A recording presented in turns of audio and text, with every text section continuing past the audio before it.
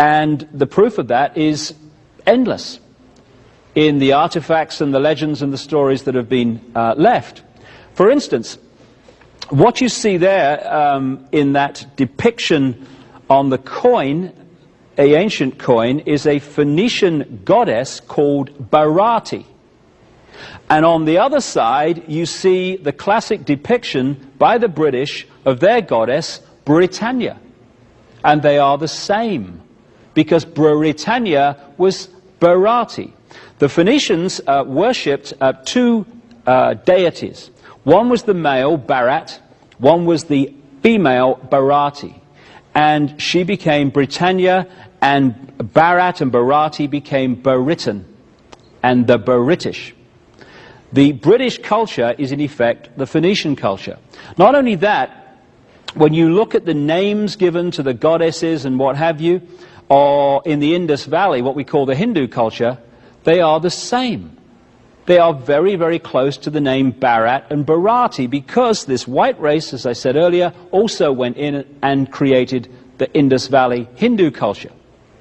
No accident that all the major religions in the world that were prisoners came out of this same area of the Middle and Near East.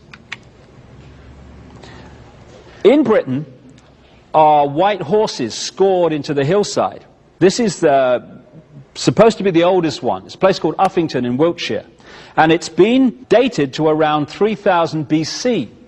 That is precisely the time the Phoenicians arrived by sea into Britain, bringing the Bharati, British culture as it became. Now, why would the Phoenicians score horses in the hillsides, the chalk hillsides of Britain?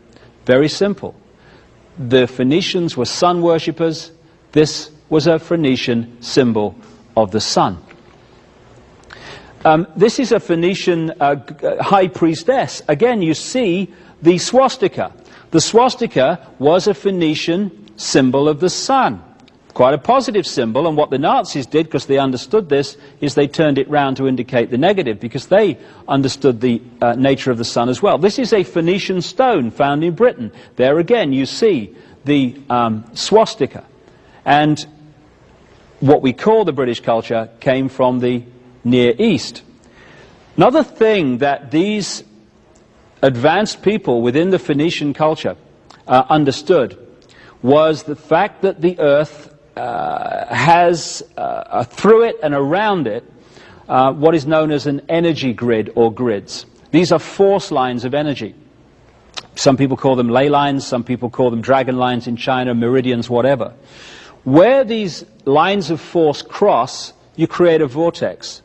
Where many of these lines cross, you create a colossal vortex.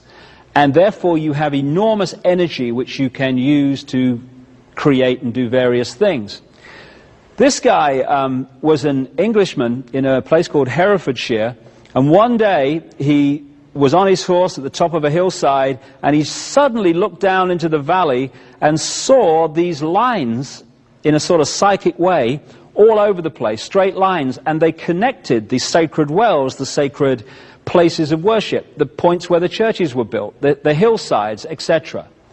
And this now, as we have moved on, has been confirmed by the scientific world, those with an open mind anyway, that this grid line, grid system actually exists like a web around the world. Now, where these ley lines cross, in their most powerful way, where most of them cross, just happens to correspond with where the ancients had their most sacred ceremonies and their most sacred places. Stonehenge and places like that were built on them. So where the lines come in and the vortex is created, that is where they built the Stonehenges. The Aveburys, another stone circle and energy complex in Britain. That's where they built all over the world their temples to access this energy. This is Avebury in Wiltshire. Now this is interesting. I used to live near here, and the Phoenicians built this with their knowledge. Now the Phoenicians, I would suggest, and the evidence is presented in The Biggest Secret, were originally a Martian race. What people like Richard Hoagland have found, who's investigated the Cydonia region of Mars, where they've found pyramids, etc., and other non-natural creations, is that if you look at the way that the various pyramids and non-natural points relate to each other in this area of Mars called Cydonia, and then you place them over Avebury in Wiltshire, England, they fit almost exactly. Avebury appears to be a mirror of Cydonia on Mars.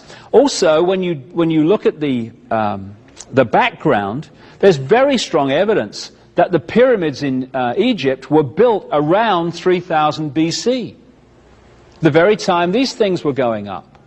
And they built pyramids. What have they found on Mars? Pyramids. Also, as some scientific research has shown, when you put people in white bodies into sensory deprivation tanks, their natural rhythm is not the rhythm of the orbit of the Earth, it is the rhythm of the orbit of Mars. And a scientist friend of mine said to me once, after I first met him, he said, you know, there's a point in the world where on one of these magnetic grids systems called the Hartmann grid, 12 of these meridian lines cross at the same point and go down in the Earth. Amazing place. I said, where's that? He said, a place called Avebury in England. The ancients knew this. This is Silbury Hill, the biggest man-made mound in Europe, right next to Avebury. This is Stonehenge. It's one of the crop circles down the bottom there, or the crop formations, 125 circles I think there is in that. These ancients, coming from this advanced knowledge, this is Tara in Ireland, all over this area of Britain. This is Glastonbury Tor, not too far from Avebury and Stonehenge. And then you come to the pyramids of Central America, the Yucatan. Why is the basic culture and the stories and the beliefs and the building methods of Central America, South America, the same as Europe?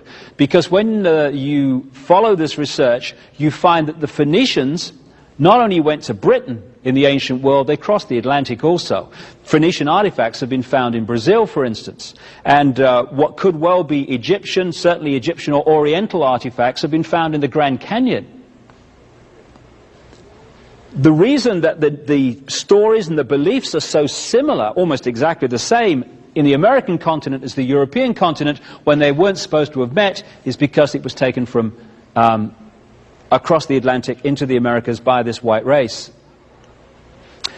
Babylon, I mentioned earlier, was very important. It was in Babylon that a large number of these reptilian, human, reptilian, Martian, whatever you want to call them, reptilian white bloodlines focus themselves.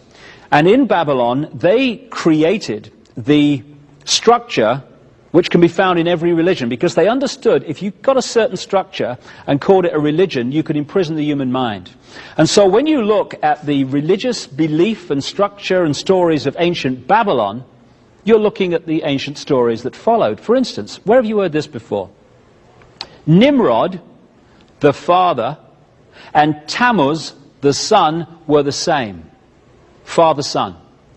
And then you had Queen Semiramis, who was the mother, the virgin mother of Tammuz. So in Babylon, vastly before Christianity, you had Nimrod, Tammuz, Semiramis. Father, mother, son. The Trinity. And Nimrod was symbolized in many different ways, and one of the ways he was symbolized was as the eagle looking both ways.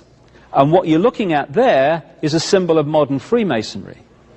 The symbols of the modern secret societies that control the world to this minute are the symbols of ancient Babylon and this period where this area of the world where it all came out of. Incidentally, another aspect of Nimrod died with a lamb at his feet, was put into a tomb, and when after 3 days they pulled the stone back, there was no one there. I think I've heard that somewhere before too. This is another sun god who didn't exist, called Mithra. In Persia, Rome, and in Mithra, artifacts have been found even in Britain. And what did they say about this guy, Mithra? He was born on December the 25th. He was born to a virgin mother. He died so our sins could be forgiven. They brought gold, frankincense, and myrrh to his birth. And that they called him the vine, they called him the Lord, the shepherd. All the things you see in the New Testament, you see said about Mithra, and where the Roman Catholic Center is now, the Vatican, on that site, they found Mithra artifacts, because it was a place of Mithra worship. And Mithra ran right up into the Jesus period, and they basically changed the name of Mithra to Jesus, and we had another religion. What they said about Jesus on the right there, and what they said about Horus, the son of God of ancient Egypt, was identical. Because Nimrod, Tammuz, Semiramis in Babylon, when these reptile human bloodlines took over the culture of Egypt, which had been started by the white race, the Phoenicians, they just transferred the same story and called it different names. So Nimrod, Tammuz, Semiramis in Babylon became Osiris, Isis, and Horus in Egypt. And again, right across the world, in different cultures and different eras, you see different names for the same deities. There seems to be a mass of names, very confusing. In fact, they're different names for the same deities. The cross is supposed to be a Christian symbol. It's not. It goes back as far as history goes back. This is a standing stone with a cross. Here we have Mother Mary holding Jesus, except that we don't. This is how the Egyptians symbolized Isis holding Horus. And again, in my book, The Biggest Secret, you'll see massive documentation of how this story just goes on being repeated. The initiates know what it means, the brotherhood, the mass of the people are asked to take it literally. What actually turned Christianity into the religion it became, and who decided what Christians believe to this day, was a Roman emperor called Constantine the Great. In 325 AD, he called a meeting of bishops in the early Christian church to his palace at Nicaea, now Iznik in northwest Turkey, and there the Nicene Creed was created. After they'd had a punch-up and ripped up documents and all that stuff, they decided the Nicene Creed would be as it is to this very day, and that's what Christians are supposed to believe. In this sign you will conquer, what Constantine said, and he was a sun worshipper. He worshipped a deity called Sol Invictus, the unconquered sun, and Mithra and all this stuff. He had no problem with Jesus because it was just a different name he believed for what he was already believing anyway. What he said was that before a battle, when he was battling to become emperor, he saw a cross in the sky from Jesus saying, by this sign, or in this sign you will conquer in the battle, which sounds massively like what the Prince of Peace would say, doesn't it, really? So Christianity was a manufactured religion. Here we see the Pope. There's the Maltese cross, a brotherhood symbol that you can see to the present day. I'll come to that shortly. But on the Pope's head is the mitre. And if you look at it sideways on, it's actually a fish head. Why is it a fish head? Because that's the symbol of Nimrod, the Babylonian god figure, who they symbolized as a fish, as they symbolized his partner Semiramis as a dove. And this is where the fish comes from in Christianity, as well as the House of Pisces. So basically, and The Biggest Secret documents this in detail, the Babylonian group moved home to Rome, the New Babylon. Now, also in this story, if we move forward to the time of the Crusades, in the 1100s, 1200s, you find that in the Middle East at that time, a series of knights organizations suddenly appeared, which are still going today, and among their members today are some of the top people in global politics, business, banking, military, media, etc. They were the Teutonic Knights, which relate to Germany. They were the Knights Hospitaller of St. John of Jerusalem.